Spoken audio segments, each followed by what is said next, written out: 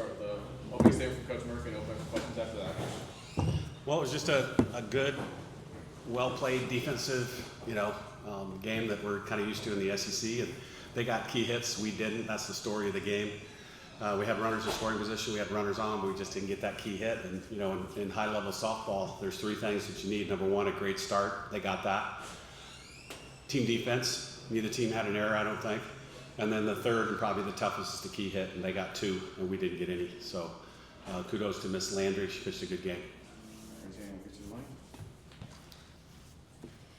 Yeah, Patrick, just sticking with that, what stood out to you about Sam? Obviously, you had runners on base, I think, in each of the first 6 innings, but you couldn't scratch one across against him. I know. I think her changeup was really good today. She mixed it up. She threw it a lot. Just hit her spots. She threw a hard one. I talked to the TV interview, and it was changeup, and then she'd come in hard to a lefty, and it was a jam sandwich, because their timing was off. And that's exactly what good pitching does. It gets your timing off. Because if you know what you're going to get, that makes it easy as a hitter. But when you mess with people's timing, that's what makes a good pitcher. And then on your side, what did you think about Jocelyn? Obviously, I met a couple pitches she wanted back. Yeah, seriously, only two hard hit balls, the home run, obviously, and then the double in the gap. But other than that, one walk, we'll take that. No errors, we'll take that. I thought she pitched pretty good, actually. She pitched well enough to win. We need to do something offensively to help her. But, we did the 3-6 double play, which we practice every single day for 29 years, and it finally happened in a game. Right? Right. We practice it every day. So just things like that, and when you play a 3-game series, game 1, it's just like the information gathering game, you got to win 2. So.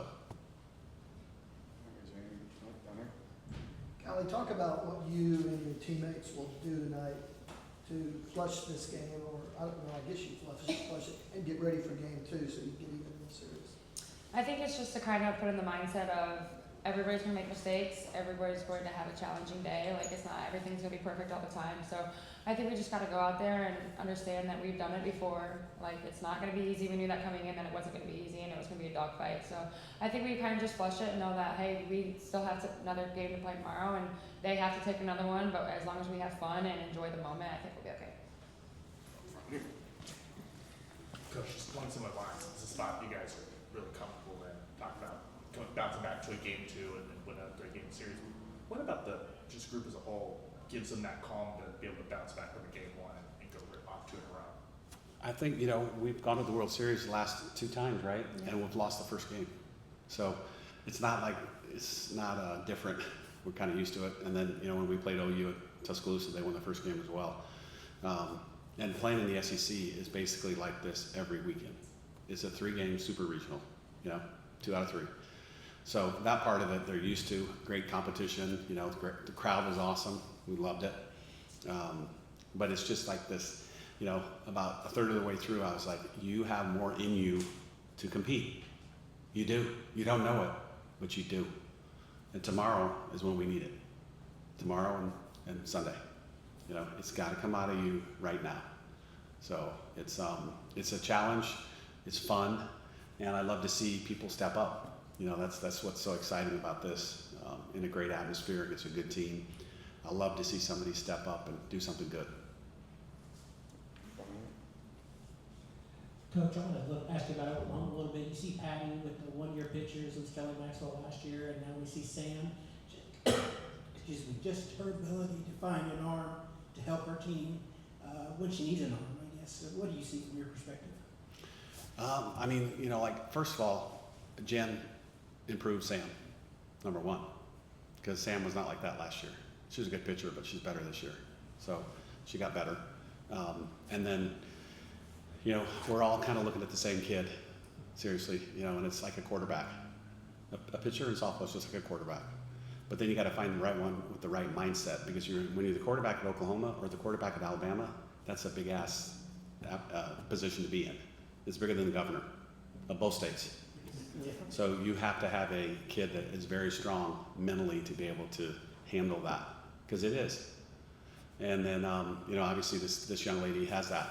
And, you know, we got Caitlin Riley and Emily Winstead, so both one-year senior pitchers, and they both had a great year. So you'll probably see one tomorrow, and it'll be fun to put her out there. Coach, in your first meeting against Oklahoma this year, they talked a lot about the environment that your fans were brought to that series. What did you think about this environment today and how the OU fans came out? Oh, yeah, no, it's awesome. I mean, it's a huge thing for softball. You know, you're on ESPN2. Every television audience or every home that watches the game, you know, when the camera's in center field, you look behind home plate, it's full. But when it's in home plate towards the outfield, it's full. That's what you want. You know, that's what ESPN wants. They want a full atmosphere with great crowd, noise, the whole thing. And that's what we got. And that's what you get here. You know, that's what we get at the Rhodes House. And that's why people like to watch this game, because, you know, when you turn it on, you hear the crowd noise, you get sucked in. You know, they're not going to turn the channel. Shoot, everybody's there. Why should I turn this channel? I want to see what happens. All right. Patrick, did you know how well you guys pitched today, but what makes Cassidy Pickering so tough to pitch against? I mean, she can go with the pitch. She's got pop. She's got a pretty good eye. You know, lefty, just a sweet swing. You know, it's hard to get it by her. I think, what do we have, one strikeout? So we have one walk and one strikeout. So that's tough because a lot of balls are put in play. You know, she gets barrel on the ball a lot, and that's what a good hitter does. Probably great hand-eye coordination. Anything else? All right, you guys, we will see you tomorrow. Appreciate you all. Smile.